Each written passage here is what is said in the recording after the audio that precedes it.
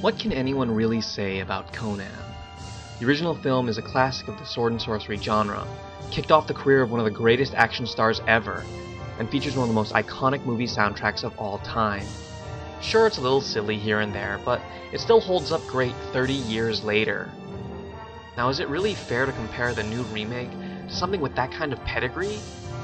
No, but people are going to do it anyway, so we really can't get away from it. The new version of Conan the Barbarian, directed by Marcus Nispel and starring Jason Momoa, is supposed to be much more accurate to the stories of Robert E. Howard about the famous barbarian. This is good news for the people who thought that Arnold's version wasn't faithful enough, but I have a feeling that those aren't the main group of people that this movie is targeted towards. Even if the story is, in fact, closer to the novels, it doesn't translate into film particularly elegantly, and we're jumped around from hard-to-pronounce location to another as we progress through the story. Maybe this is great for the hardcore Howard fans out there, along with the minor characters they recognize and little Easter eggs and references tucked away that only true Conan fans would get. But for anyone who's only ever watched the 80s film, none of it makes any sense.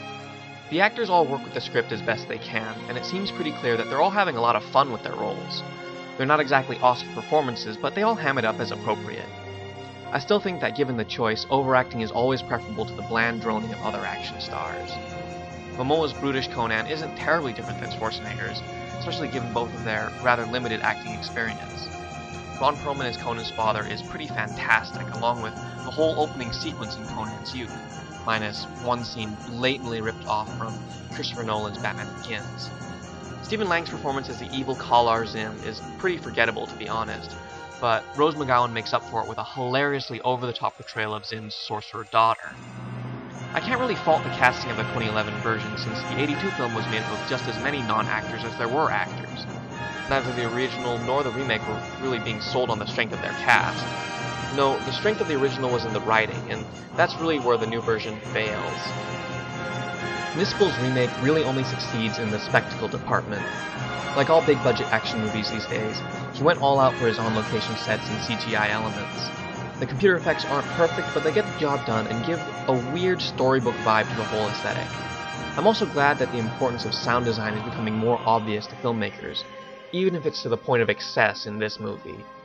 The fights are fun and well choreographed, and it's nice to actually see the action without diving into slow motion every 5 seconds or keeping the camera tight on the actors while mounted on some kind of jittery Jack Russell Terrier.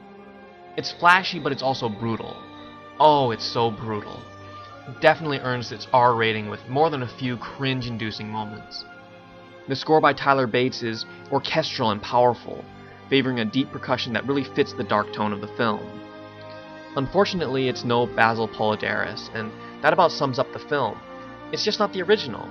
If it was titled under any other franchise, 2011's Conan would be just another fun, if generic, action fantasy movie. Nothing more, nothing less.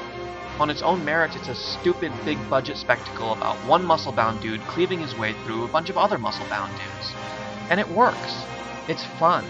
I felt like I got my $8 worth. But because it is attached to the Conan franchise, it has to come with all this baggage, whether it's people who grew up watching Arnold's version, or people who are fans of the original Howard literature, or any mix of the two.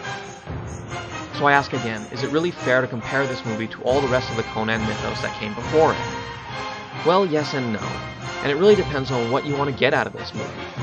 This will definitely not revitalize the demand for more Conan media, unless it's the raging legions of fans demanding something to repair Conan's tarnished visage.